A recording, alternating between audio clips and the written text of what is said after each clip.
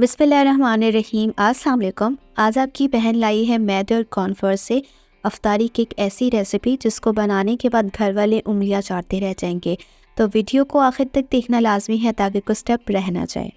सबसे पहले एक बड़े से बर्तन में 1 कप पानी डालेंगे और गर्म होने के लिए छोड़ देंगे। इसके बाद हम इसमें डालेंगे हाफ़ टी स्पून नमक डालेंगे और जैसे ही नमक हल हो जाएगा तो फ्लेम बंद कर देंगे। इसके बाद हाफ़ कप मैदा डालेंगे और मुसलसल आप चम्मच हिलाते चले जाइएगा। चम्मच हिलाने का फ़ायदा ये होता है कि इसमें गुठलियाँ नहीं बनती हैं। जब आपके पास मैदा अच्छे तरीके से इसमें हल हो जाएगा, इसके बाद बारी आती है नेक्स्ट चीज़ डालने की, वो है हमारे पास कॉर्नफ्लोर। कॉर्नफ्लोर भी हम इसमें लेंगे, हाफ़ कप ले लेंगे और इसको हम अच्छे तरीके से मिक्स कर लेंगे। कॉर्नफ्लोर डालते ही आपके पास मिक्सचर गाढ़ा होना शुरू हो जाएगा और जैसे ही आप देखते हो कि टेक्सचर जो इसका क्रीमी सा आ गया है तो फ्लेम आपने वैसे ही बंद कर लिया था, तो आपने 15 मिनट के लिए रेस्ट होने के लिए छोड़ देना है। तब तक हम फिलिंग तैयार कर लेते हैं। 2 टेबल स्पून के करीब तेल डालना है। एक मीडियम साइज़ का प्याज डालने के बाद आपने इसको अच्छे तरीके से भून लेना है।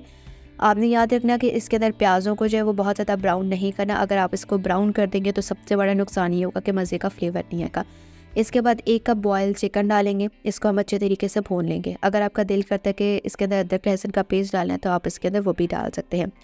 अब आपने क्या करना है कि तमाम चीज़ें डालने के बाद इसको अच्छे तरीके से भून लेना है।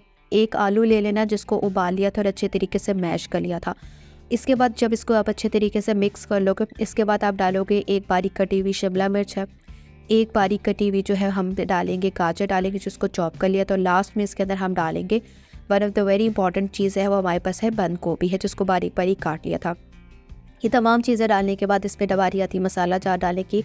हाफ़ टी स्पून नमक है, हाफ़ टी स्पून सफ़ेद मिर्च डालेंगे, हाफ़ टी स्पून काली मिर्च डालेंगे, थोड़ा सी हल्दी और दतरी मिर्च डालेंगे और लास्ट में हम इसमें डालेंगे थोड़ा सा जो है वो चिली सॉस डालेंगे। चिली सॉस आपके पास डालना एक ऑप्शनल चीज़ है, नहीं डालना तो इसको आप छोड़ सकते हैं। अच्छे तरीके से भून लेंगे और ठंडा होने के लिए फ्रिज में छोड़ देंगे। दूसरी तरफ हमने क्या करना है कि एक पैन के अंदर तेल लगा लेना है और ये जो मिक्सचर डाला था ये डालने के बाद इजाफी जो मिक्सचर है उसको हम निकाल कर बाहर रख देंगे और इसको हमने मीडियम फ्लेम पे इसको पकने के लिए छोड़ देना है। जो कि आपने इजाफी जो है इसमें मिक्सचर निकाल लिया था, इसमें ये होता है कि काफ़ी ज़्यादा ये मोटी नहीं बनेगी। आपने देखना है कि जब ये अच्छे तरीके से कुक हो जाएगा तो चम्मच की मदद से जो अगर आपको लगता है कि साइड चिपकना शुरू हो गई हैं तो आप साइड्स को वो छुड़वाना शुरू कर देंगे। अब आप ये देख सकते हो कि ईज़िली जो है ये साइड जो है वो छूटना शुरू हो गई है। अब आपने क्या करना है कि बहुत ध्यान से जो है आपने इसको अलग करना है। थोड़ा सा ट्रिकी काम है मगर है बहुत आसान काम है। तो सबसे पहले जिस हिस्से से आपने जो मिक्सचर को निकाल लिया था ना साइड पे, बिल्कुल सेम उसी हिस्से से आपने बहुत ध्यान से आपने इसको निकाल लेना है और आप ये देख सकते हो हल्का सा आपने जो है वो चम्मच से लगाना है या चिमटे से करना और ये ईज़िली जो है वो रोटी सी जो है वो बनकर अलग हो जाती है जिस तरह से आपको नज़र आ रहा है। इसी तरीके से आपने तमाम की तमाम जो रोटियाँ तैयार कर लेनी है। आगे जाके आपके साथ मैं एक एक्सपीरियंस शेयर करूंगी जिसमें मुझे इतना ज़्यादा मसला हुआ कि जब इस टाइम मैं इसको बनाने से पहले एक दफ़ा प्रैक्टिस करी थी कि आपके लिए मैं एक परफेक्ट रेसिपी लेकर आऊँ, तो उस टाइम मैं आपको बताऊंगी कि कहाँ कहाँ हम इसको बनाते हुए गलतियाँ करते हैं और आप ही वो गलतियाँ कभी भी मत करना ताकि आपकी भी ये जो है पट्टियाँ हैं वो ख़राब बने। तो फाइनली जी ये रेडी हो चुका हुआ है, इसको हम ठंडा होने के लिए छोड़ देंगे। अब ये वो तरीक़ाकार था जिसके अंदर मैं आपको बता रही हूँ कि एक मेरा फॉल्ट आया। सबसे बड़ी बात ये थी कि मैंने एक पैन बहुत बड़ा ले लिया था, ग्रीस तो कर लिया था, नॉन स्टिकी भी था, मगर जो बड़ी इस तरह से रोटियां होती हैं जिनमें से आप ये डाल देते हो और इजाफी नहीं निकालते हो, तो सबसे बड़ी बात ये होती है कि ये बहुत ज़्यादा ना साइड से निकालना बहुत ज़्यादा मुश्किल हो जाता है। और दूसरी बड़ी बात ये होती है कि अगर आप बिगनर हैं और आप एक्सपर्ट नहीं हैं तो आप कभी भी इस काम को मत कीजिएगा। चल आप एक्सपर्ट हैं भी तब भी आपके लिए बड़े मसाइल इसके साथ क्रिएट होते हैं। तो आपने कभी भी जो है इस तरह का एक्सपेरिमेंट नहीं करना। हमेशा इस तरह की पट्टियाँ बनाने के लिए आपने फ्राई पैन का इस्तेमाल करना है और अगर आप नहीं इस्तेमाल करेंगे तो नताइज आपके सामने होंगे। तो फ्राई पैन जो है आपके पास बेस्ट ऑप्शन है। हर किसी के घर में जो है वो नॉन स्टिकी फ्राई पैन होता है तो उसके अंदर ये बेस्ट हो जाएगा। अब आप ये देख सकते हो कि यहाँ तक तो एक्सपेरिमेंट कामयाब नहीं हुआ। अब आपने क्या करना है, जब इसको निकालने की बारी आई थी तो थोड़ा सा मैंने निकाल कर देखा तो ठीक था, फिर ख़राब हो गया। तो फाइनली जो मैंने फ्राई पैन के अंदर पट्टियाँ बनाई थी वो रेडी होगी, जिसमें से मैंने एक निकाली, फिर मैंने मैदा या कॉर्नफ्लोर डस्ट किया, फिर निकाल दे रही। इससे ये होता है जब हम एक के ऊपर एक रखते चले जाएंगे और मैदा मुसलसल डस्ट करेंगे तो ये चिपकेगी नहीं और जब ये चिपकेगी नहीं तो ये रेडी हो जाएंगी।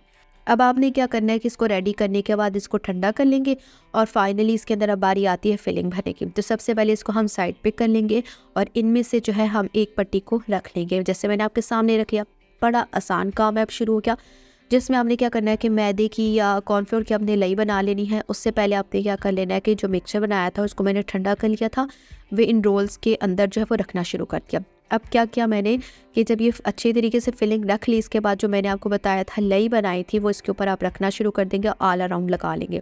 سب سے پہلے دو کناروں کو موڑ لیں گے، اس کے اوپر پھر آپ نے جو ہے وہ لئی لگا لینی ہے، پھر آپ نے ایک سائڈ کو جو ہے دوسری کے اوپر لے آنا ہے، پھر اس کے اوپر آپ نے واپس یہ پیسٹ لگا لینا ہے اور ایزیلی ایک ہاتھ سے جس کا رول تیار ہو جاتا ہے۔ 2 منٹ کی بھی گیم نہیں تھی اور یہ ریڈی ہوگا۔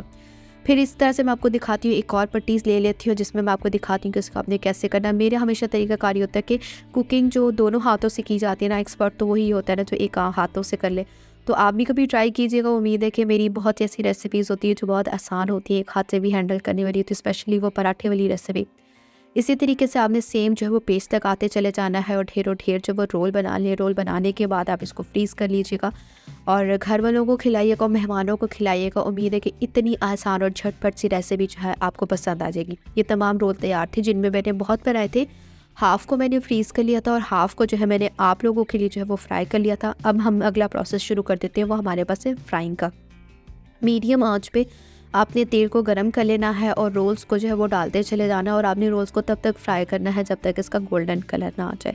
جیسے ہی آپ دیکھتے ہیں کہ اس کا گولڈن کلر آنا شروع ہو گیا ہے تو سائڈس پلٹتے چلے جائیے گا اور جو ہے وہ آپ کے پاس رول جو ہے وہ تیار ہو جائے گی۔ ذرا سے سخت نہیں تھے، اتنی مزے کی فیلنگ تھی اور اتنے زیادہ جو ہے وہ کرسپی سے بن گئے تھے، تو گھر والے جو ہے وہ تعریف بہت زیادہ کر رہے تھے۔ امید ہے کہ اتنی جھٹ پٹ سی ریسیپی آپ کو پسند آئی ہوگی۔ نیکسٹ ویڈیو کے لیے اللہ حافظ۔